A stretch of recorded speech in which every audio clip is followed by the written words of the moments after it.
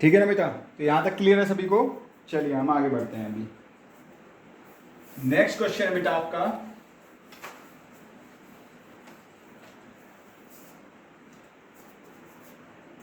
Question है आपका, next question है आपका,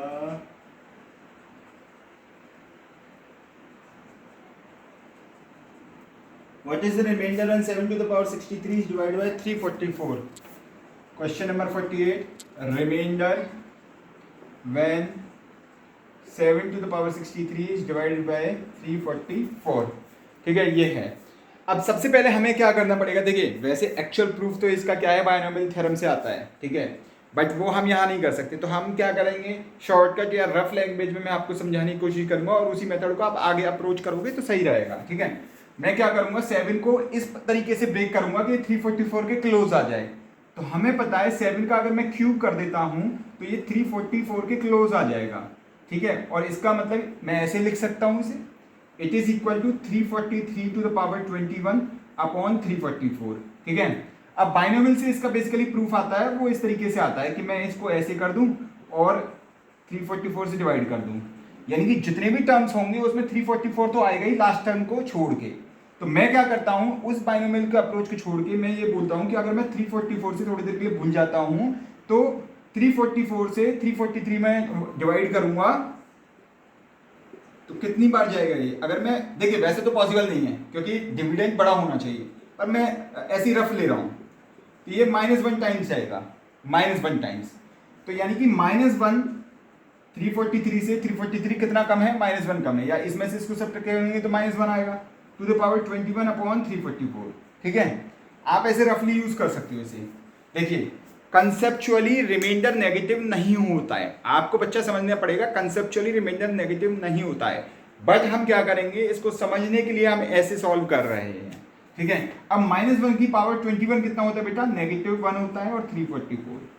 अब 344 से -1 में डिवाइड करोगे तो आंसर तो -1 ही आएगा। क्यों, क्योंकि 344 से -1 में जा ही नहीं सकता। तो मैं क्या करूंगा, और हमें पता है रिमाइंडर पॉजिटिव होता है, तो मैं क्या करूंगा, दोनों को ऐड कर देता हूं। तो ऐड करूंगा तो 344 -1 कितना होगा बेटा, 343, और यही आपका रिमाइंडर होगा। Is it clear to all of your not? और ये कौन सा है आपका, option number B is correct, option number B is correct, option number B is correct. Last वाले में शायद ऑप्शन डी करेक्ट था। ठीक है, ऑप्शन डी करेक्ट था लास्ट वाले में। क्वेश्चन नंबर 49 देखिएगा बच्चा।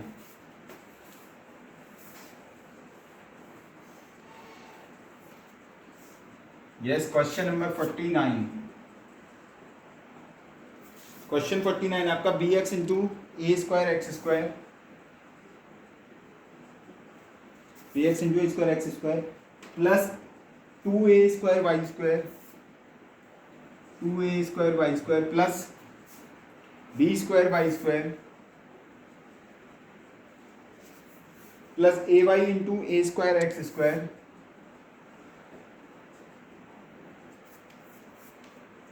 Plus 2b square X square.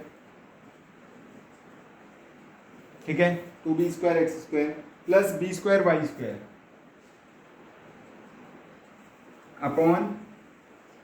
Upon A X plus B Y the whole square, A X plus B Y the whole square. So this is the question and you have to solve it and match to the correct options. ठीक है, तो मैं क्या करूंगा, पहले तो आप multiply कर दीजिए, तो ये हो जाएगा B A square X cube plus 2 A square B X Y square plus B cube X Y square plus A cube Y X square plus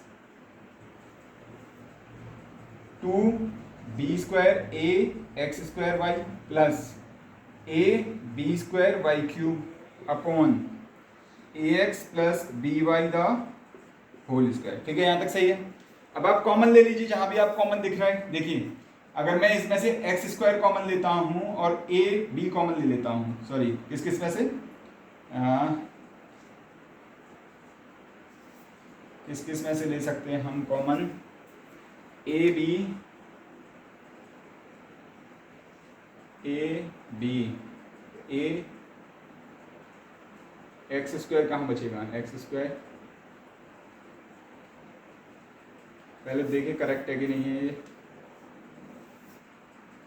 A B, question देखिए बेटा, क्वेश्चन मैंने करेक्ट लिखा है, A square X square, B X है बाहर, तो ये हो जाएगा बी ए स्क्वायर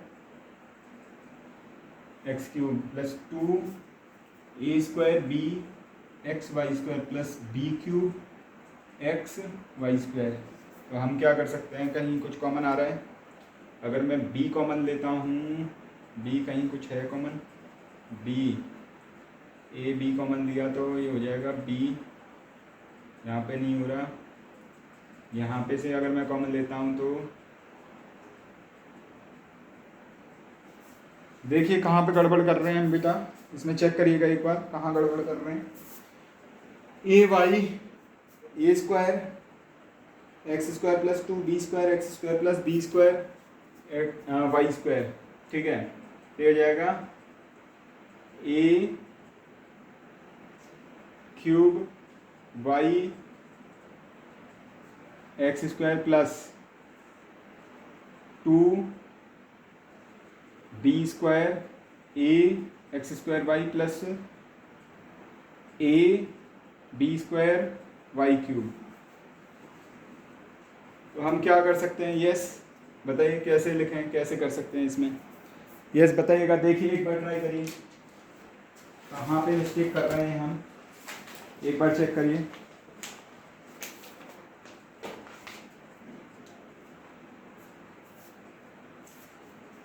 अगर मैं इसमें से और इसमें से कॉमन लूँ, इसमें से और इसमें से कॉमन लूँ तो क्या हो जाएगा बेटा, ए स्क्वायर एक्स स्क्वायर कॉमन आ जाएगा, तो क्या बचेगा D x plus A Y plus इसमें से और इसमें से कॉमन ले लो तो कितना कॉमन आ जाएगा, 2 A B X Y common आ गया, बचेगा कितना, ये हो जाएगा A Y plus B X आ जाएगा।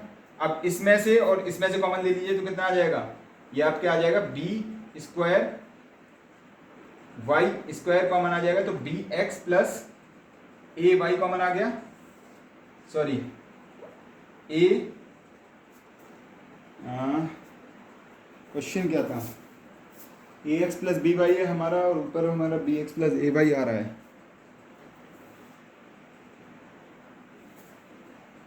ठीक है सही है, यहाँ तक तो सही आ रहा है। तो ये क्या हो जाएगा B X plus A Y, तो A X plus B Y the whole square. Yes बच्चे यहाँ तक ठीक है ना, इतना हमने मेहनत करके यहाँ तक तो कम से कम पहुँचे। चलिए आगे देखते हैं हम, देखिए इसमें आगे क्या कर सकते हैं, अब हम B X plus A Y सब में से कॉमन ले लेते हैं, B X plus A Y common आ गया सभी से, ये हो जाएगा A square X square plus 2a B X Y plus B square Y square upon A X plus B Y the whole square. ये कंप्लीट स्क्वायर बन रहा है, then it is B X plus A Y into A X plus B Y the whole square upon A X plus B Y the whole square. तो यहाँ से ये cancel हो गया, ये आपका आंसर आ गया। मैच करिएगा ऑप्शन नंबर बी, तो आपका ऑप्शन बी इज करेक्ट बेटा, option B is correct. Is it clear to all of you और नॉट? चलिए next part, next question, yes next question है बेटा question number 50। If the angles of a triangle are in the ratio 2:4:9, then the difference of the two smaller exterior angles of the triangle, two smaller exterior angles of the triangle। देखिए आपके पास जो कोई triangle है, आपके पास कोई triangle है बेटा, कोई ट्राइंगल इस तरीके से है, मैं मार्कर चेंज कर देता हूँ, ठीक है, आपके पास कोई ट्राइंगल है इस तरीके से और वो बोल रहा है ट्राइंगल का जो तीनों एंगल्स है वो किस रेशियो में बेटा, 2:4:9, यानी कि 2:4:9 है। तो मैं बोल सकता हूँ एंगल्स क्या हो जाएंगे, 2x 4x 9x और तीनों का सम कितना हो जाएगा बेटा, 180 हो जाएगा। 9 और 4 13 और 2 15x इज इक्वल टू 180, यानी कि x की वैल्यू कितनी आ जाएगी, 12 आ जाएगी, ठीक है। अब x की वैल्यू 12 आ गई तो एंगल कितने हो गए, एंगल A बराबर 24, एंगल B बराबर 48, एंगल C बराबर 108, ये हो गया। तो ये हो जाएगा आपके पास 24, ये आपके पास हो जाएगा 48, ये हो जाएगा 108। अब वो एक्सटीरियर एंगल्स बोल रहा है, तो इसका एक्सटीरियर एंगल बेटा कितना हो जाएगा, ये 24 180 में से गए तो 160 160 156। इसका एक्सटीरियर एंगल कितना हो जाएगा बेटा, 48 गए तो ये हो जाएगा 140, 140 मतलब 132, और इसका एक्सटीरियर एंगल कितना हो जाएगा बेटा 72। अब वो बोल रहा है difference of two smaller exterior angles, दो छोटे वाले एक्सटीरियर एंगल स्मॉलर कौन से हैं, एक तो ये है एक ये है, तो दोनों में डिफरेंस कितना हो जाएगा 132 minus 72 06, 60 degree is the difference. So option D is correct, option D is correct. Is it clear to all of you not? Yes. चलिए नेक्स्ट ट्राई करेंगे question number 51। Question number 51, sorry ये 50 था, ये वाला question number change कर लीजिएगा, ठीक है। क्वेश्चन नंबर 51 आपका कहाँ है बेटा, क्वेश्चन नंबर 51 है आपका ABC is an equilateral triangle of side 2√3 centimetre. आपके पास कोई ट्रायंगल है ABC, ABC is an equilateral triangle of side 2√3 centimetre, ये 2√3, this is 2√3 and this is 2√3, ठीक है, इक्विलेटरल ट्रायंगल है।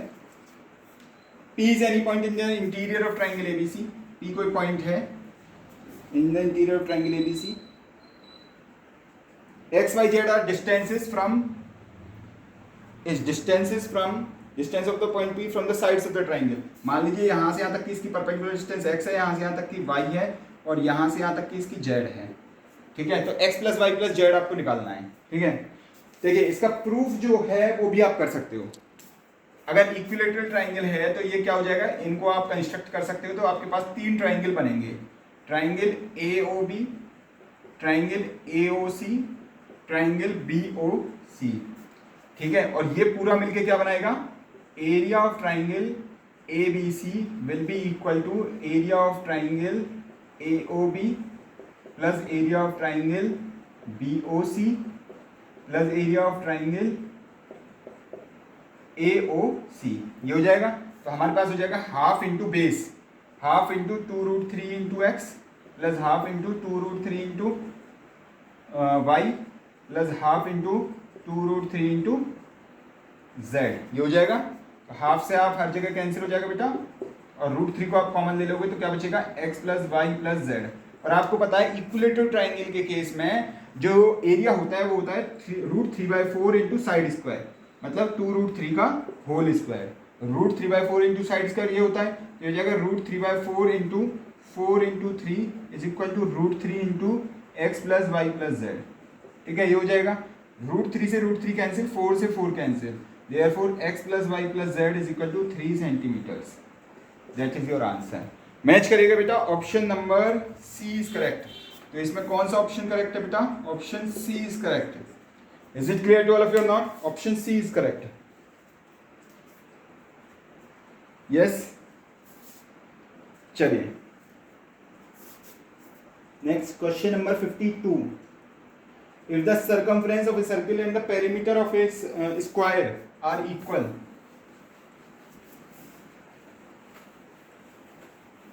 if the circumference of a circle and perimeter of a square are equal,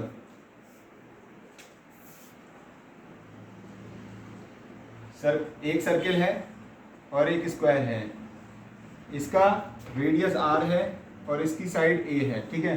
इसका circumference कितना हो जाएगा, इसका सरकमफ्रेंस हो जाएगा 2πr और इसका पेरीमीटर हो जाएगा 4a, दोनों इक्वल हैं, यानी कि r कितना हो गया 2a/π होगा, ठीक है। अब वो बोल रहा है एरिया ऑफ द सर्किल और एरिया ऑफ स्क्वायर में क्या रिलेशन है। तो एरिया ऑफ सर्किल कितना हो जाएगा, एरिया ऑफ सर्किल हो जाएगा आपके पास πr², यानी कि पाई इंटू ये हो जाएगा आपके पास 4a²/π² and it is equal to 4a²/π, यानी कि 4/3.14 a², यानी कि 1 पॉइंट समथिंग a², यानी कि 1 पॉइंट समथिंग a² है। और एरिया ऑफ स्क्वायर कितना हो जाएगा, एरिया ऑफ स्क्वायर हो जाएगा a², यानी कि ये 1 पॉइंट समथिंग 1.23 समथिंग आएगा। ये बड़ा हुआ ये छोटा हुआ, इसका मतलब क्या हो गया, area of circle is greater than area of square, ये हो जाएगा इसका मतलब। आप देखिए कौन सा ऑप्शन सही है बेटा, ऑप्शन बी इज करेक्ट।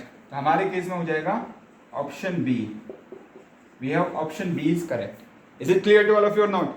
ठीक है ना। ये मतलब ये जो सॉल्यूशंस है ना बेटा बहुत इंटरेस्टिंग भी है कई मामले में। तो हमें क्या करना है, हमें इनको समझते हुए भी चलना है। ठीक है, ऐसा नहीं है कि बस हमने टिक कर दिया और बस हो गया और आगे बढ़ गए, ऐसा नहीं है। ठीक है, तो इनके सॉल्यूशंस को थोड़ा समझते भी जाइएगा।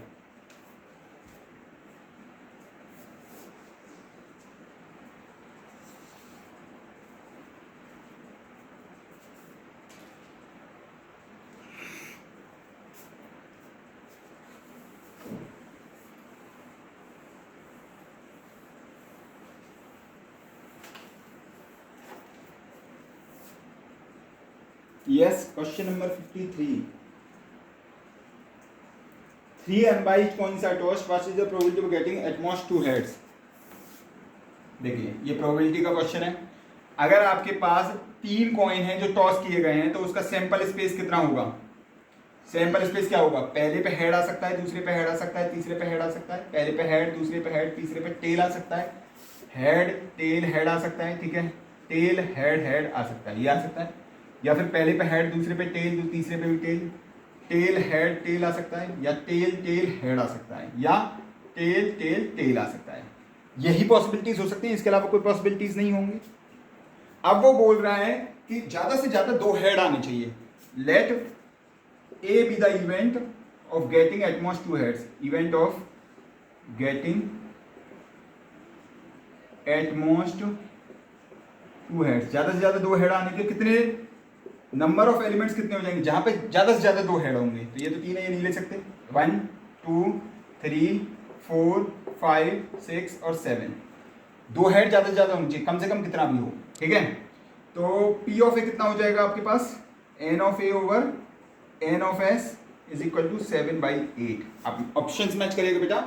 Option C is correct. Yes बेटा, option C is correct. Is it clear to all of you और नॉट? चलिए नोट करिएगा बेटा।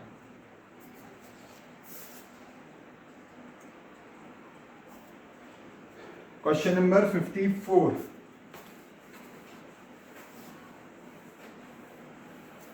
देखिएगा क्वेश्चन नंबर 54 को देखिएगा बेटा। 1 card is drawn at random from a well shuffled pack of deck of 52 cards. What is the probability of getting a face card? देखिए ये भी प्रोबेबिलिटी का है। फेस कार्ड्स कौन कौन से होते हैं आपके पास? Jack, queen and king. 3 है हर एक में, तो टोटल 4 तरह के पत्ते होते हैं, टोटल 12 हो जाएंगे। यानी कि टोटल कितने हो जाएंगे? टोटल एन ऑफ ए कितना हो जाएगा हमारे पास? 12, और टोटल एन ऑफ एस कितना हो जाएगा हमारे पास? 52, क्योंकि टोटल कार्ड 52 होते हैं। तो प्रोबेबिलिटी ऑफ ए क्या है यहाँ पे? इवेंट में हमने मान लिया कि फेस कार्ड के आने की इवेंट को हमने फेस कार्ड के आने की प्रोबेबिलिटी मतलब संभावना को हमने इवेंट ए मान लिया है। तो प्रोबेबिलिटी ऑफ ए कितना हो जाएगा बेटा? N of A over N of S. ठीक है, it is equal to 12 over 52 is equal to 4 3 4 13 sorry 4 3 4 13 3/13। तो 3/13 कोई आपके पास ऑप्शन है? Option A is correct. So option A is correct. ठीक है, सही है, सभी को क्लियर है ये? Option A is correct.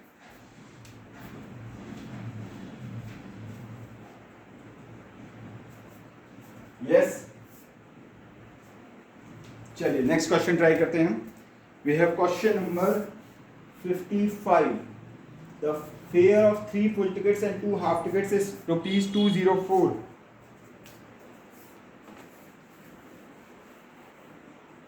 तो हम क्या करेंगे यहाँ पे? Let fare of full ticket be X. Let fare of a full ticket is equal to ₹x। एक टिकट का फेयर फुल टिकट का ₹x है, और हाफ टिकट का फेयर ₹y है। तो पहली कंडीशन के हिसाब से क्या है? 3 फुल टिकट का 3x, 2 हाफ टिकट का 204 हो जाएगा। दूसरा क्या है? 2 फुल टिकट और 3 half ticket, 2x plus 3y is equal to कितना हो जाएगा बेटा?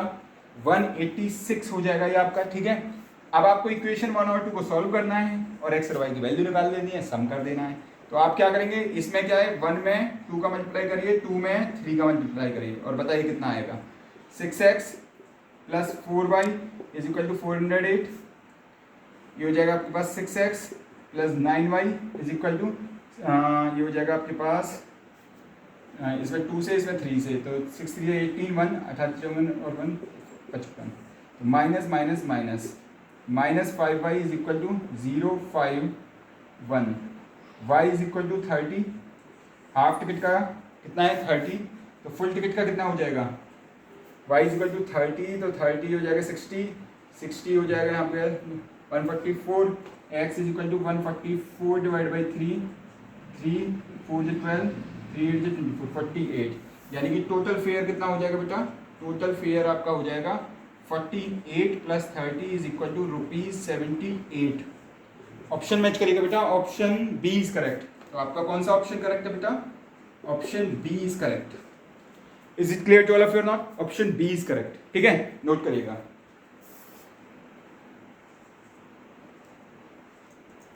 क्वेश्चन नंबर 56 ट्राई करते हैं हम।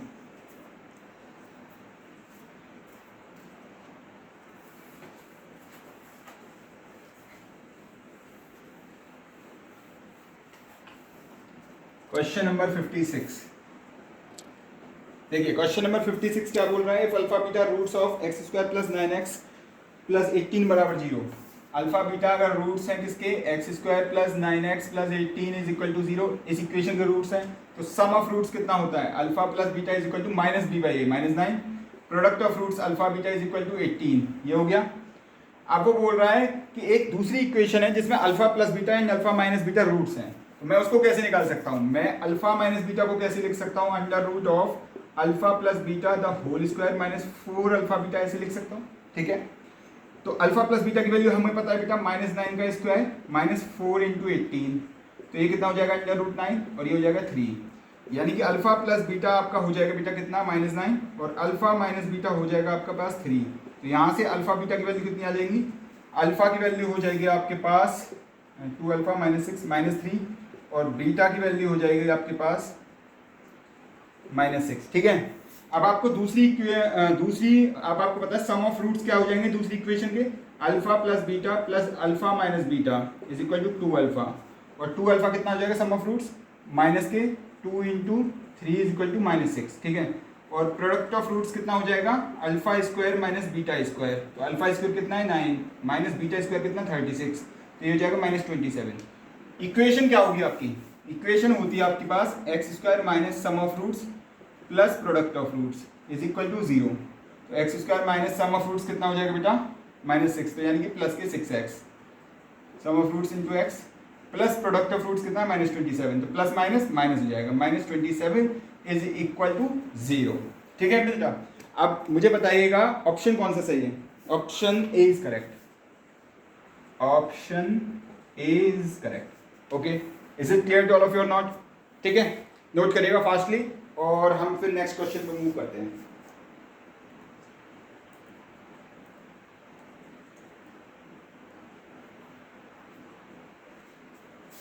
ठीक है, क्वेश्चन नंबर 57, क्वेश्चन नंबर 57 जो है बेटा वो प्रॉपर्टी पे बेस्ड है, और प्रॉपर्टी क्या बोलती है, अगर आप सेट ऑफ ऑब्जर्वेशंस में जितना ऐड करते हो उतना ही उसके मीन में भी ऐड करना पड़ता है, जितने से डिवाइड करते हो उतना ही उसके मीन में भी डिवाइड करना पड़ता है, ठीक है, नए ऑब्जर्वेशंस के लिए। तो यहाँ पे वो बोल रहा है कि आपका कोई भी एक ऑब्जर्वेशंस है उसका मीन कितना है, ऑब्जर्वेशंस का मीन है a, अगर इन ऑब्जर्वेशंस में आपने b से मल्टीप्लाई किया तो इस ऑब्जर्वेशन मीन में भी b से मल्टीप्लाई करना पड़ेगा, ठीक है। इसमें a से b से मल्टीप्लाई किया तो यहाँ भी b से करना पड़ेगा मीन में भी। अगर इसमें से c को सब्ट्रैक्ट कर रहे हो हर एक टर्म में से तो यहाँ भी मीन में से भी c को सब्ट्रैक्ट करना पड़ेगा। ये एक प्रॉपर्टी होती है, जो सभी टर्म्स में से सेम होता है वो मीन में से भी सेम होता है, ठीक है। और जो नए टर्म्स बनेंगे तो मीन नया उसी के रेशियो में बन जाएगा, ठीक है। Is it clear. और a में माइनस सी कौन सा है, ऑप्शन बी इज करेक्ट, ठीक है, ऑप्शन बी इज करेक्ट। तो प्रॉपर्टी पे बेस्ड है, इसमें कुछ नहीं है। अगर आपको प्रॉपर्टीज क्लियर है तो ये आप कर सकते हो इजीली।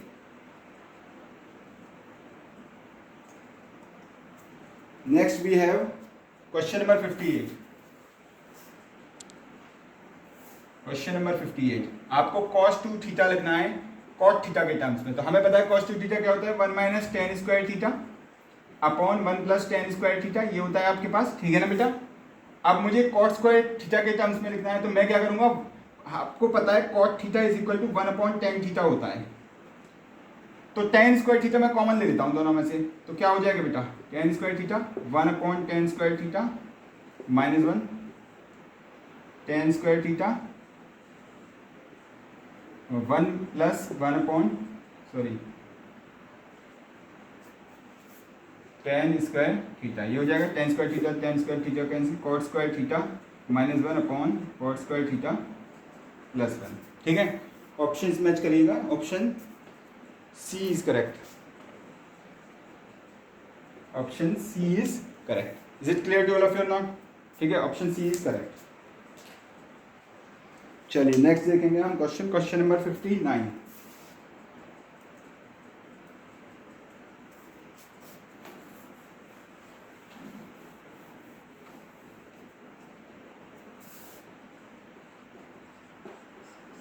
देखिए क्वेश्चन नंबर 59 क्या बोल रहा है बेटा, ये नंबर सिस्टम पे बेस्ड क्वेश्चन है, और नंबर सिस्टम की अगर हम बात करते हैं तो वो किस तरीके से होता है। अब वो बोल रहा है कि आपके पास कोई क्वेश्चन है 81/64 under root 81/64 under root 81/64 and so on up to infinity. तो मैं क्या करता हूँ, थोड़ी देर के लिए इसे एक्स मान लेता हूँ, मैं दोनों साइड स्क्वायर करता हूँ। ये जो स्क्वायर, जब मैं स्क्वायर करूंगा दोनों साइड, तो सबसे पहले अप्लाई किस पे होगा, सबसे पहले ये स्क्वायर अप्लाई होगा इस बाहर वाले पर, क्योंकि सिर्फ यही बाहर वाला इसकी इंडेक्स 2 और यही खत्म होने वाला है। तो मैं क्या करूंगा, X square is equal to 81/64 और बाकी का एज इट इज बच जाएगा and so on up to infinity, ठीक है। अभी भी ये इन्फिनिटी तक जा रहा है, एक टर्म बेशक से बाहर आ गया है, बट बाकी के जो टर्म्स में वो अभी भी इन्फिनिटी तक जा रहे हैं बेटा। और जब वो इन्फिनिटी तक जा रहे हैं, ऐसे समझिए आप ओशन में से एक मग पानी निकाल दो, तो आप कह सकते हो अभी कितना पानी बचा है, नहीं कह सकते, ठीक है ना। तो सेम वैसे ही यहाँ पे आपने 81/64 आपने बाहर निकाल लिया, फिर भी आप नहीं कह सकते कितना बचा है, अभी भी इन्फिनिटी तक जा रहा है, यानी कि अभी भी अबंडेंस में है वो चीज। तो ये और ये सेम हो गया, तो इसका मतलब क्या बेटा, X square is equal to 81/64 into X, क्योंकि ये तो एक्स ही था, स्टार्टिंग में देखा था आपने, एक्स एक्स कैंसिल, एक्स की वैल्यू कितनी आ गई बेटा 81/64। तो ऑप्शन नंबर कितना हो जाएगा ये आपका, option number A is correct. Yes done, option number A is correct, note करिएगा।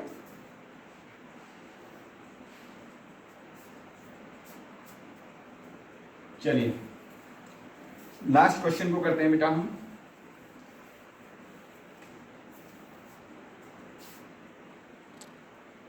Vertical angles of two isosceles right angle triangle are equal.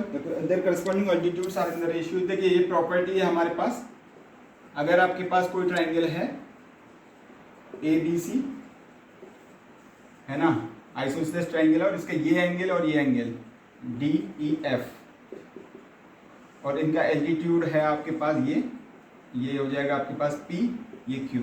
तो एरिया ऑफ ट्राइंगल जो होता है ABC upon area of triangle DEF, इनका जो ratio होगा वो क्या होगा, हमारे पास साइड का स्क्वायर के बराबर होगा, यानी कि वो कितने के होगा, AD का स्क्वायर अपॉन DQ के स्क्वायर बराबर AB का स्क्वायर अपॉन DE का स्क्वायर बराबर AC स्क्वायर अपॉन DF का स्क्वायर बराबर BC स्क्वायर अपॉन EF का स्क्वायर के बराबर होगा, ठीक है, इसके बराबर होगा।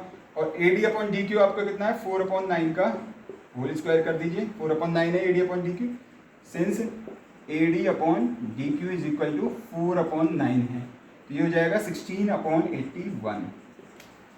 इस रेशियो में इनका एरिया का स्क्वायर होगा, ऑप्शन ए इज करेक्ट, ठीक है ना बेटा। So these are solutions of all the 20 questions in the exam of 2021। आप इनको अटेम्प्ट करिए, अगर फिर भी आपको कोई डाउट होता है तो हम एक बार फिर से इन्हें डिस्कस करते हैं, ठीक है ना, और आपका कोई और डाउट होता है तो वो भी हम डिस्कस करते हैं, ठीक है ना। ओके बेटा, very much thanks to all of you for bearing such of patience, है ना, कि आप लोगों ने इतना पेशेंटली ये सारे सॉल्यूशंस देखे हैं, ठीक है। बस ये प्रैक्टिस करते रहिए अपनी, मैं तो बस इतना ही कह सकता हूँ। Okay bye.